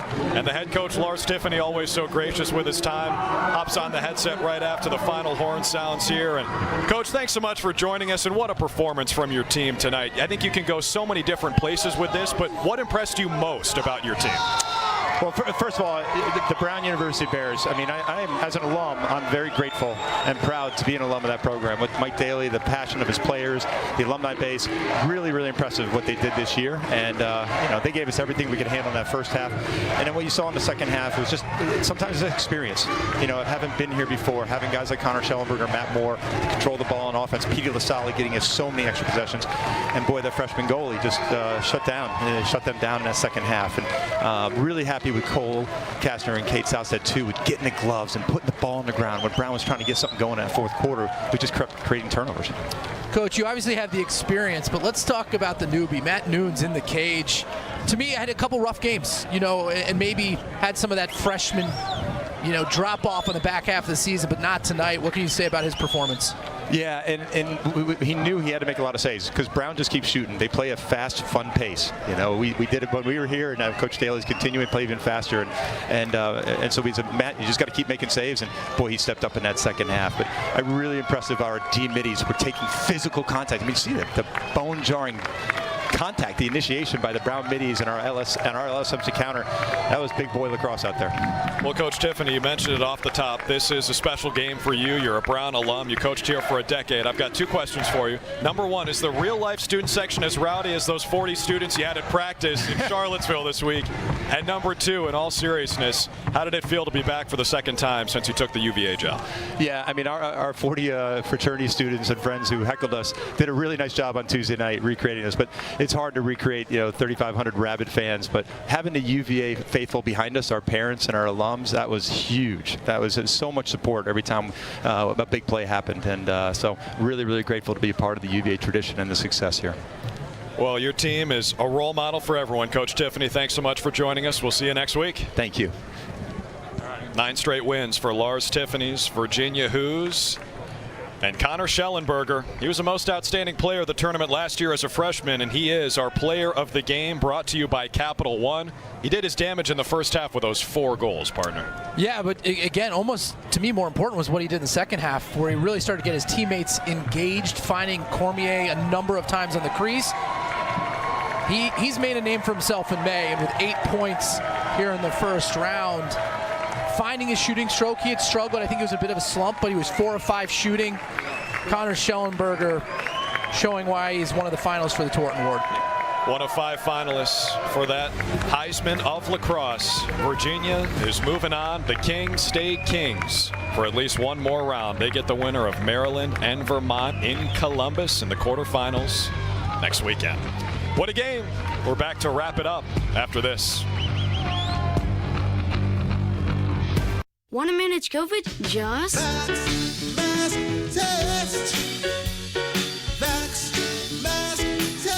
paid for with Pennsylvania taxpayer dollars. Let's put COVID to rest. Oh, love that Chevy Blazer. That's our next SUV.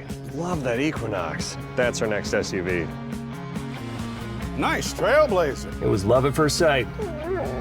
What? The Chevy family of SUVs. Find new options. Find new roads. It's Chevy Sport Utility Spring. Well-qualified buyers can get 0% financing or get a $1,000 cash allowance on all 2022 Equinox models. Find new roads at your local Chevy dealer.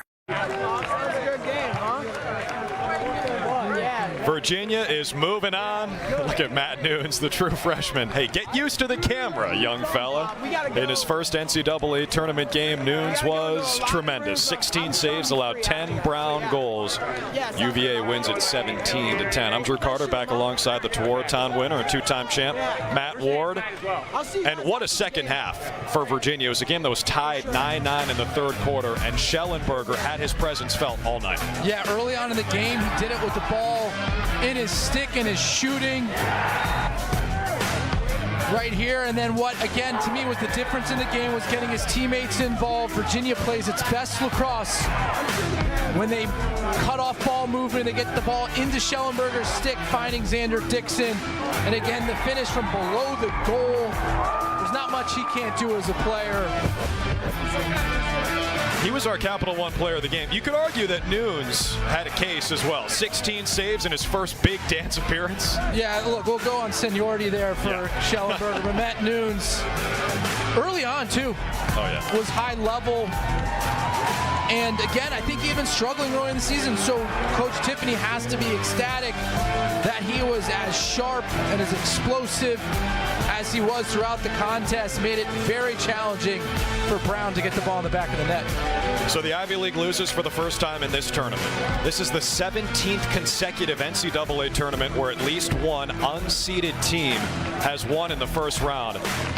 Let's be real, though. It's a Virginia team that probably should have been hosting a game this weekend. They were top 5 in all 3 major polls. They're back-to-back reigning NCAA champions. They could play Maryland in the quarterfinals next week in Columbus. That's the top half of the bracket. Here is the lower half. Penn and Richmond played a classic today. Took overtime in Philly for Penn to move on. Rutgers, Harvard, Cornell, Ohio State, Georgetown, Delaware tomorrow. And listen, man, this is the best time of the year. And this game was a 7-goal game, Matt, but it was awesome to be here. Especially the first half. I mean, back and forth. The energy level was phenomenal. The quality of play was even better, right? And both teams brought their A game, but to me it was the extra possessions that Virginia got in the second half, and then Schellenberger and Matt Moore really kind of being the two best offensive players on the field, I think put them over the top. And again, a Virginia team that's now won 9 straight in the NCAA tournament.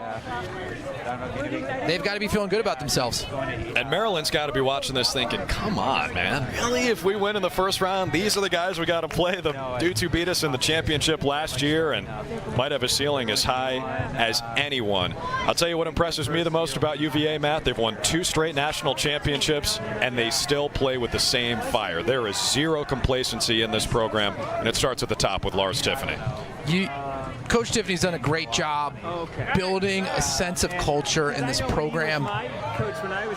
It's not just about the lacrosse. It's about getting better as an individual, and these kids know that these are the best moments of their life, and they're going to bring everything they've got day in and day out.